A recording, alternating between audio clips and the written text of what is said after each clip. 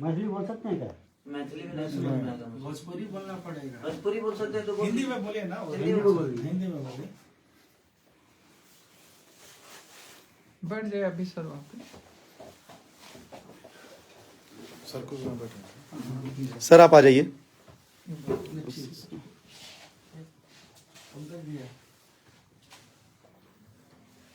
ले लो वीडियो बनाकर। जैसे आज आपका कार्यक्रम था नेपाल में यहाँ पर, तो आप कितना बजे आए और क्या क्या हुआ उसके बाद? सबसे पहले नमस्ते प्रणाम। और जी इसमें गुनाहगार देखिए ना मैं हूँ और ना ही जनता है और ना ही यहाँ का प्रशासन है। गुनाहगार वो है जो परमिशन लिया हो गया उपेंद्र जी। और परमिशन रद्द होने के बाद हम यहीं पे हैं, हमें इन्फॉर्म नहीं किया हैं, इनसे थोड़ा एफआईआर और दिलवा मैं दे रहे हैं। यहाँ पे करीब उसके बाद 7 साढ़े 7 बजे मैं बॉर्डर पे आ गया था। सुबह 7 बजे मेरा 11 बजे से कार्यक्रम वो अपना था, बात तो मैं सुबह 7 बजे और जब मेरा कार्यक्रम लिखने की बात थी तो यही गए थे कार्यक्रम लिखवाने। एक बार दिखा दीजिए। और क्या नाम पड़ेगा आपका? मेरा नाम तो चौधरी नाम है। मेरा नाम तो चौधरी हो। हाँ वहाँ खेसारी भाइ भैयासँग मैंने गएको थिएँ पैसा उहाँलाई पुर्याउनलाई। और मैं कितने बजे आया था यहाँ पे? 35 लाख। हमरा चाहिँ वहाँ पे कितना बजे 10 बजे 11 बजे वहाँ पे खेसारी भैया को। हम लोग नेपाल कितने बजे एंट्री किए थे? नेपाल यहाँ से हमको तो कितना 6 बजे 7 बजे हमको सुबह में। सुबह हम लोग 9 बजे होटल में एंट्री किए हैं सुबह। हम नहीं आए तो भैया हम नहीं थे। ये नहीं था आपका ही आदमी था ना? अनि त्यसपछि के भयो? उहाँ कतिखेर आइपुग्नु भयो यहाँ? उहाँ चाहिँ गएर 7 बजे मेरो साथीले सोद्धाखेरि 7 बजे उहाँ जुन छ हाम्रो यहाँ होटलमा आइसक्नु भएको थियो। अनि त्यसपछि गएर हामीलाई पनि कुनै जानकारी तपाईँलाई गएर यो पुलिस प्रशासनबाट कुनै जानकारी भएन। एक्कासी उहाँले जब गएर तपाईँलाई गएर जुन छ के अरे 12 बजेतिर पनि जुन छ जब गएर आधी मान्छे उहाँको भित्रै सकेपछि गरी तपाईँको जुन छ उहाँहरूको म्युजिसियनहरू अरू विभिन्न मान्छे 15-16 जना भित्रै सकेपछि त्यसपछि हामी एउटा टिकट पनि गएर सुरु गऱ्यौँ। अनि त्यसपछि गएर अब अलिअलि ढिलो हुन थाल्यो। अनि उहाँले बनाउँदाखेरि त्यतिखेरसम्म अब कोरोना कारणले हो के कारणले हो उहाँ त्यसपछि गएर यहाँ पुलिसले घेरेर राखेको थियो। त्यसपछि हामी जान नै पाएन। एक हाँ, मिनट एक मैं और हिंदी में भी बोलिए प्लीज। हाँ मुझे समझ में नहीं आ रहा क्या बोल रहे हैं आप। ए हुन्छ। तो आज जो स्टेज यहाँ पर बना हुआ था, आपका प्रोग्राम भी था, तो आपका कौन सा क्या पूरा टीम, कितने आदमी का टीम था, क्या क्या इक्विपमेंट आपका आया हुआ 25 था? से 30 लोग थे हम। और हमारे इंस्ट्रूमेंट जो बजाने वाले लोग थे वो थे और हमारी डांसर ग्रुप की लड़कियां थी। हाँ? और सबसे बड़ी बात कि ये लोग जब मेरा कार्यक्रम किए तो इन लोगों ने बताया ही नहीं कि टिकट शो है। टिकट शो का मुझे पता ही नहीं था। मैं जब यहाँ आया, जब ये सारे हंगामा हो गए होने के बाद मुझे पता चला कि टिकट शो था। और उसमें जनता की क्या गलती है? नेपाल की जनता चाहे कहीं की जनता भोली भाली होती है, उसको ये पता नहीं होता है भाई। वो अपने बेटा को प्यार करने, अब मेरे बारे में क्या बोल रही है जनता, किसी के बारे में बोलेगी क्योंकि उसको हकीकत पता ही नहीं है। तो टिकट शो के नाम पे इन लोगों ने मुझे बुक ही नहीं किया था। और जब इनका परमिशन फेल हुआ, सरकार ने कोविड की वजह से परमिशन इनका रद्द किया, इनको मना किया कि आप कार्यक्रम नहीं कर सकते हैं। आपसे कितना दिन पहले एग्रीमेंट हुआ था यहाँ पर आने का? मेरा तो 5-6 दिन पहले ही ये कार्यक्रम तय हुआ है, राइट ना? 5-6 दिन पहले और ये लोग 5-6 दिन पहले ही मुझे तय किए। मैंने वीडियो भी बना के 2 दिन पहले वीडियो बनाया 16 तारीख को 16 तारीख को। तो 2 दिन पहले मैंने इनको वीडियो दिया था, तब तक इनको पता चल चुका था। 16 के पहले जो आप वो तब तक इनको पता चल चुका था कि परमिशन रद्द है, प्रशासन हमें ये कार्यक्रम नहीं करने देगी। उसके बावजूद भी इन लोगों ने, मैं यहाँ तक आ गया, उसके बावजूद भी ये पूरे दिन टिकट काटते रहे और मुझे पता ही नहीं है कि टिकट कट रहे और टिकट पे कार्यक्रम है। और लोगों को सिर्फ गुमराह करते रहे। और उसमें नुकसान ये हुआ कि 4 स्कॉर्पियो लोगों ने जला दिए। इसमें मैं पब्लिक जनता को मैं बिल्कुल दोष नहीं बोलूंगा, क्योंकि इन लोगों ने गुमराह जनता को भी किया और मुझे भी किया। तो आपका कहना है कि जो भी हुआ आयोजक की तरफ से आयोजक अगर मुझे सुबह ही बता दिया होता कि भैया यहाँ परमिशन नहीं है, प्रशासन हम आपको नहीं दे सकते, तो इसमें प्रशासन का भी कोई रोल नहीं है भाई। प्रशासन, अब मैं यहाँ आया 8 बजे 9 बजे में पहुंचा। 9 बजे पहुंचने के बाद 10 बजे में रेडी होकर बैठ गया। जैसे निकलना चाहा, पूरी प्रशासन पूरे होटल को घेर लिया गया कि आप कार्यक्रम करने जा ही नहीं सकते। तो मैं प्रशासन को तोड़ के तो नहीं जाऊंगा, क्योंकि मैं आउट ऑफ इंडिया हूं। ये इंडिया तो है नहीं, ये बिहार तो है नहीं, यूपी तो है नहीं। अब प्रशासन बोल रहा है कि आप जा ही नहीं पाओगे, आपको नहीं जाने देंगे हम, क्योंकि वहां पे कोई व्यवस्था नहीं है। अगर आपको कुछ हो जाएगा तो भाई उसका जिम्मेदार तो हम पे आ जाएगा। जो प्रशासन, नेपाल की प्रशासन निकम्मा है और नेपाल की प्रशासन ने खेसारी लाल यादव को सुरक्षा नहीं दिया, तो हम अपने पे रिस्क नहीं लेंगे, इसलिए आप यहां से नहीं जा सकते। और मैं अभी वही कपड़ा पहन के बैठा हूं सुबह से, अभी खाना तक मैंने नहीं खाया कि कितने लोगों को प्रॉब्लम हुई होगी। मेरे जितने भी बंदे वहां थे, कोई ऐसा आदमी नहीं था जिसको चोट नहीं लगी है, सबको चोट लगी है, क्योंकि पब्लिक को कहीं ना कहीं खेसारी लाल यादव चाहिए था और मैं उसी के लिए आया भी था। इसमें मेरी कोई गलती, आयोजक ने एक शब्द अभी तक, जो मेन आयोजक है अभी तक मिलने नहीं आया मेरे से। क्या नाम है भैया उनका? क्या नाम है उनका? उसका शरवण जी। शरवण जी अभी तक मिलने तक नहीं आए। थोड़ा पूरा नाम क्या है उनका? शरवण जी का सरवने चौधरी है उसका नाम। शरवण चौधरी। तो शरवण चौधरी अभी तक मेरे से मिलने तक नहीं आए। हम लोग सारे लोग अभी तक खाना तक नहीं खाए। सुबह सब लोगों ने नाश्ता करके और कार्यक्रम के लिए जा रहे थे लोग। और जनता, अब जनता की नजर में ये चीजें लग रही है कि मैं आया नहीं। अभी आप देख ही रहे ना कि यहाँ पे हैं, ये भी हैं हमारे प्रशासन, यहाँ के प्रशासन भी, हमारे एसपी साहब के जो हमारे प्रशासन के लोग हैं वो भी हैं। ऐसा नहीं है कि मैं गलत हूँ, मैं किसी का काम लेता हूँ तो मैं अपने जीवन में मैं 24 घंटा वर्क करने वाला इंसान हूँ, लेकिन कहीं ना कहीं ये कार्यकर्ता लोगों ने जनता को भी बेवकूफ बनाया और मुझे भी बेवकूफ बनाया। आज कम से कम 1.5 करोड़ का नुकसान हुआ सिर्फ खेसारी लाल यादव के। 4 स्कॉर्पियो को जला दिया गया। इसमें दोष जनता को मैं कैसे दे सकता हूँ? इसमें दोष तो इनका है। हमारे सारे इंस्ट्रूमेंट तोड़ दिए गए, हमारे लड़कियों को चोट पहुंची, तो इसमें दोष ना उन जनता का है और ना ही हमारा है देखा जाए, और ना ही यहाँ के प्रशासन का है, ना ही सरकार का है। जब सरकार आपको पहले कोविड की वजह से मना कर दिया तो ये कार्यक्रम आपको पहले ही रद्द कर देना चाहिए। जब 2 दिन पहले ही आपकी परमिशन रद्द की गई तो आपको पहले जनता को बता देना चाहिए कि कार्यक्रम, या मुझे ही बोलते कि भाई एक बार लाइव आकर बोल दीजिए कि कार्यक्रम कैंसिल हो गया। जैसे आप अभी कोविड तो नेपाल और इंडिया दोनों तरफ ही एक ओमिक्रॉन का जो एक संक्रमण है एकदम तीव्र रूप में आगे बढ़ रहा है। तो जैसे आप लोग का एग्रीमेंट हुआ उस समय आपने नहीं पूछा था कि मतलब इस ढंग का? देखिए मैं बोला भी था, इन लोगों से बोला भी था कि क्या कोविड का कोई प्रॉब्लम तो नहीं है ना? तो नहीं सर, वहाँ परमिशन हमें मिल गया। तो जब सरकार परमिशन इनको कार्यक्रम के लिए दे दिया तो मैं भी निश्चिंत हो गया कि हो सकता है कि वहाँ इतनी महामारी नहीं होगी। तो मैं क्लियर हो गया कि जब सरकार का लेटर मेरे पास, प्रशासन का लेटर ऑलरेडी आ गया कि हाँ परमिशन है, कार्यक्रम होगा। इन लोगों ने मुझे यही बोला था कि मेला का कार्यक्रम है, ये नहीं बोला था कि टिकट काट रहे हैं। ये नेपाल में आपका आगमन पहली बार है या कितने? नहीं, मैं ये तीसरी बार आया हूँ। विराटनगर खास करके? विराटनगर में पहली बार आया, बाकी वीर और गंज में बहुत बार आया हूँ। 1-2 बार ऐसे भी आया हूँ और 1-2 बार कार्यक्रम करने। जैसे आप बता रहे हैं 1.5 करोड़ करीब का सामान आपका जो नुकसान हुआ, तो अब क्या इसके बाद क्या आप? इसके बाद लोगों के अंदर जो छवि मेरी बर्बाद हुई, लोगों के दिमाग में तो ये बैठ गया ना कि मैं नहीं आया। देखिए, एक मैं अपने जीवन में अपने सभी के लिए हमेशा काम करता हूँ और हर आदमी करता है, लेकिन किसी और के वजह से जनता को परेशानी हो। मैं आज तक जनता को परेशान करने वाला कोई काम नहीं किया। मैं मनोरंजन करने वाला आदमी, हमेशा उनको खुशी देने का काम करता हूँ। और आज इन लोगों की वजह से लोगों के नजर में मेरी छवि खराब हुई।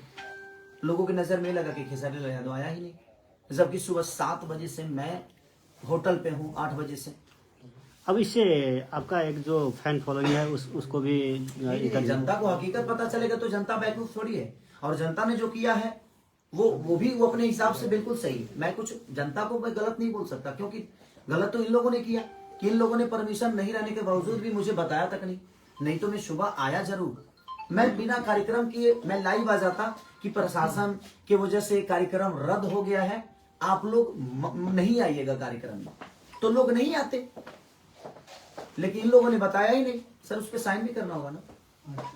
हाँ, तो वो सारी चीजें।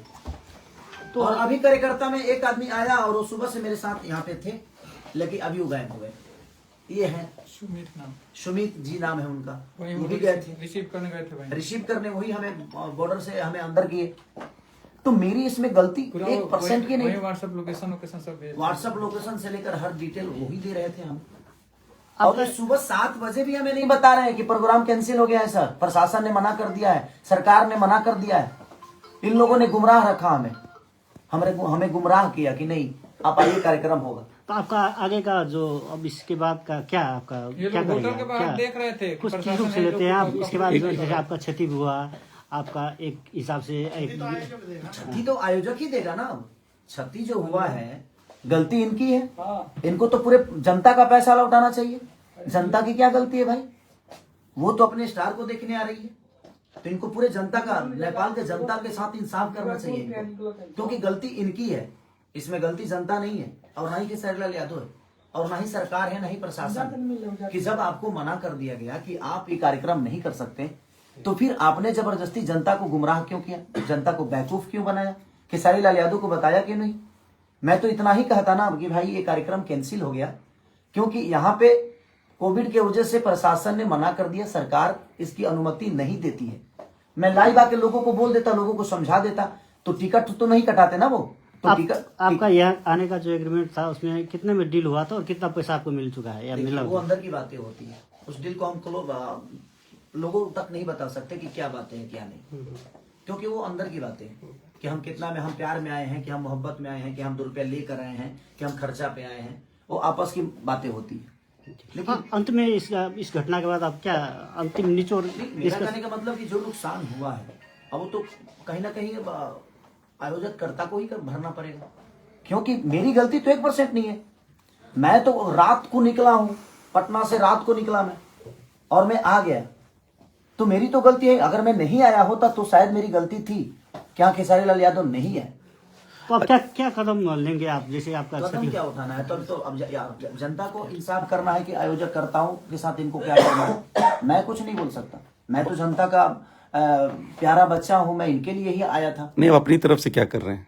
मैं अपनी तरफ से क्या करूंगा, एप्लीकेशन अब इनको पूरे जनता का पैसा इनको लौटाना चाहिए, मेरा जहां तक सवाल है, क्योंकि जनता जो है बहुत मेहनत करके अपने बेटे को देखने आई थी, तो और इन क्या लोगों ने उनके साथ धोखा किया, जो ये मेरे साथ धोखा किए और मेरा 1.5 करोड़ का नुकसान आज हो गया, कम से कम 1.5 करोड़ का। 4 स्कॉर्पियो को जिंदा जला दिया गया, अब जिंदा ही बोलेंगे उसको, वो खड़ी थी, चलने वाली चीजें थी और उसको जला दिया गया। हमारे इंस्ट्रूमेंट जो बजाने वाले थे, बैंजू हो, कीबोर्ड हो, पैड हो, ढोलक, नाल, तबला, कोई चीज नहीं बचा। अच्छा भैया, 10 बजे जब आप रेडी होके वहां के लिए निकलने वाले थे और प्रशासन यहाँ पे आ गई और आपको वो जाने नहीं दिए, तब क्या ऑर्गेनाइजर्स आपके पास आए थे? नहीं आए मेरे पास, मैं जो गेट के बाहर खड़ा ये लोग गेट के बाहर खड़े थे लेकिन आए नहीं। आप क्यों नहीं आए थे भाई साहब, ये बताएंगे आप प्लीज? म त यहाँ आएकै हो, जुन चाहिँ हामीलाई गर्नु हिंदी में बोलिए, पूरी पब्लिक हिंदी में। हिन्दी उतना बात बोल्ने ना। जितना बोल सकते उतना ही बोलिए, जितना बोल सकते उतना बोलिए। साड़ी भैया को लेने जब 12-1 बजे के समय में 1 बजे कहाँ आ पाए थे? सुमित जी बोले दीजिए। एकदम यहाँ 9:30 बजे आ गए थे, यहाँ से लेके गए पंकज। ठीक है, बोलने बोलने नहीं, दीजिए। हम 12-1 बजे आए। हाँ ठीक है, आप खेसारी भी होके लेने, म्यूजिशियन हमारे चले गए थे। हाँ, जब यहाँ पे प्रशासन ने रोक रहा बात है, जाके उसको खेसारी भैया के लेकर जाएंगे, 10 मिनट भी थोड़ा प्रोग्राम दिखाना है बोल के यहाँ पे आए। और भी इससे बात हुआ, उनसे बड़ा क्या बोलता है, मेरा साथ में बात किया कहाँ फिर भी हम लोग का दे देगा कि जाने के लिए। जब करते करते कोई बस नहीं चला तब तोड़फोड़ शुरू होने लग गया। प्रमाण है कि कानून में तो चलिए, और भैया का बहुत योगदान रहा हमारे लिए, दिल से थैंक यू भैया को। और यहाँ के मेयर हैं, ये मंत्री जी हैं, मंत्री प्रोविंस का मंत्री हैं, तो मंत्री जी ने भी बहुत कोऑपरेट किया और हम सर को भी धन्यवाद देंगे कि वो मनीष, हमारे लिए अब मनीष जी बेचारे, और इन्होंने भी अपना योगदान दिया मुझे, लेकिन हमें योगदान इनके तरफ से नहीं मिला। और मैं पूरे जनता से मैं क्षमा प्रार्थी मांगता हूँ कि मेरी गलती नहीं है, आप लोग मुझे दोषी ना समझें, क्योंकि मैं आपके प्यार और आपके मोहब्बत के लिए, आपके मनोरंजन के लिए दिनों रात मेहनत करता हूँ और हमेशा करता रहूँगा। और इन लोगों की वजह से, इसमें बताइए, अगर मैं आया और मुझे प्रशासन, पूरे नेपाल के प्रशासन 20 लोग आकर घेर लिए कि आप नहीं जा सकते, क्योंकि कोविड के लिए ऑलरेडी कार्यक्रम कैंसिल किया गया था, ये लोग जबरदस्ती कर रहे हैं और हम आपको नहीं जाने देंगे, तो कहीं ना कहीं मैं क्या कर सकता हूँ? मैं तो आउट ऑफ इंडिया हूँ, यहाँ की प्रशासन को नहीं जानता, यहाँ की कानून को नहीं जानता, तो गलती तो इन्होंने किया। तो इसके लिए मैं आपका गुनहगार नहीं हूँ, मैं आया जरूर था सिर्फ आपके मोहब्बत के लिए। तो जिनके मन में मेरे लिए नफरत है, ये आप एक बार सच्चाई जान लीजिए कि हाँ मैं कहाँ से गलत हूँ। अगर मैं आया और 10 लोग घेर कर कहते कि आप नहीं जा सकते, अगर नॉर्मल इंसान घेर के कहे तो मैं बोल हो सकता है कि मैं लड़ जाऊं, लेकिन मैं इंडिया यहाँ नेपाल की गवर्नमेंट से तो नहीं लड़ने आया था, यहाँ के प्रशासन से झगड़ा करने तो नहीं आया था। तो इसलिए ये चीजें हुई हैं। तो उसके लिए मैं क्षमा प्रार्थी हूँ कि मुझे अफसोस इस बात का है कि मैं आकर भी और आपके सामने कुछ कह नहीं पाया, कुछ गा नहीं पाया। क्या मुझे दुख नहीं है इस बात का? मुझे भी इस बात का दुख है। जितना आप दुखी हैं उससे कई गुना ज्यादा दुखी मैं हूँ, क्योंकि मैं आके भी और आपका मनोरंजन नहीं करा पाया ड्यू टू सिर्फ रीजन हमारे कार्यकर्ता लोग, जिन्होंने मुझे 2 दिन पहले भी नहीं बताया, यहाँ आने के बाद भी नहीं बताया। नहीं तो मैं लाइव आके सारी चीजें क्लियर करके और आपको घर पे ही रोक देता कि आप मेला में मत आइए और टिकट कटाने की आपको जरूरत नहीं है। ये टिकट की भी बातें मुझे नहीं बताए कि हाँ टिकट शो है, और इन लोगों ने टिकट भी काटा और आज ये बता रहे हैं कि हमारा रिकवरी कैसे होगा। कोई ट्रस्ट है उसके ये ट्रस्ट है कोई इनका, उसके लिए इन्होंने कार्यक्रम कराया था। तो मुझे बता देने में इनका क्या जाता? अगर बता दिए होते तो शायद मैं उसी हिसाब से आप यहाँ पे आता, या मैं मना भी कर सकता था कि नहीं हम ऐसा काम नहीं करेंगे। अब पूरे लेटर के साथ इन्होंने परमिशन का लेटर दिया, उसके बावजूद भी जब कैंसिल हुआ तो इन्होंने मुझे इन्फॉर्म नहीं किया। तो सो सॉरी, आप लोग मुझे क्षमा करिएगा। मैं खुद ही तकलीफ में हूँ क्योंकि मैं आके भी नुकसान तो आना जाना लगा रहता है, लेकिन तकलीफ इस बात की है कि मैं यहाँ आके भी अपना समय दे के भी आपके बीच में आकर आपका मनोरंजन नहीं करा पाया। तो इसलिए सो सॉरी उसके लिए। बाकी जो मेरा नुकसान आज 1 से 1.5 करोड़ जो नुकसान हुए हैं उसके लिए मैं क्या बोलूंगा। कार्यकर्ता है ये जो आयोजन करता है, आयोजक हैं, देखिए कैसे भरेंगे क्या भरेंगे। और मैंने FIR भी कर दी है यहाँ पे। इसके लिए प्रशासन का मदद आप ले रहे हैं? हाँ, प्रशासन का मदद। कुछ लोगों को चोट भी लगी। और जिन लोगों को उस कार्यक्रम में चोट, जिस जगह को चोट लगी है उस कार्यक्रम के दौरान, मैं ईश्वर से प्रार्थना करता हूँ कि आप लोग स्वस्थ रहें और सुरक्षित रहें, जल्दी आप ठीक हो जाएं, क्योंकि बहुत लोगों को चोट लगी है। मेरे टीम में किसी को ऐसा नहीं है कि मेरे टीम में किसी को चोट नहीं है, सबको चोट लगी है। लेकिन उसके बावजूद मेरे टीम के बाद भी मेरी जो जनता, जो भगवान स्वरूपी जनता है, जिसको भी चोट लगी है, उसके लिए मैं दिल से दुआ मांगता हूँ कि आप जल्दी से स्वस्थ हो जाएं। Thank you so much.